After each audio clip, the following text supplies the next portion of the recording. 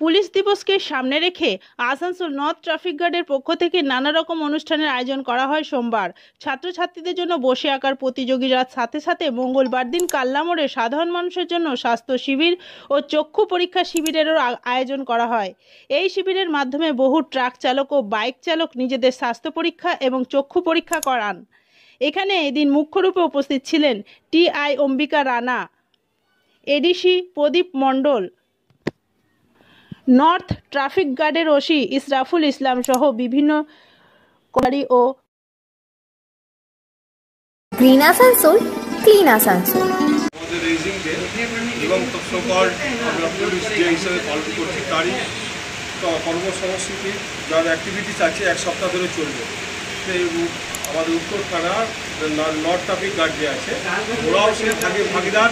আজকে একটা প্রোগ্রাম রেখেছে আই টেস্ট, HLG যে হসপিটাল আছে তাদের তোলা পড়াশোনে সেই প্রোগ্রামটা এখানে চলছে এবং সারা জেলা জুড়ে চলছে। জামুরিয়া থেকে এলাম, ওখানেও প্রোগ্রাম হচ্ছে, সাউথেও সব জায়গায় প্রোগ্রামটা হচ্ছে এবং এক সপ্তাহ ধরে চলবে আগামী রোববার পর্যন্ত।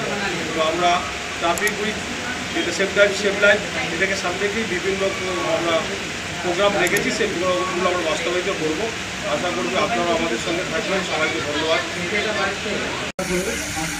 করা হচ্ছে কাজ হচ্ছে অবশ্যই দাস প্লাস্টিক বিদ্যুৎ, তারপরে সেকেন্ড হচ্ছে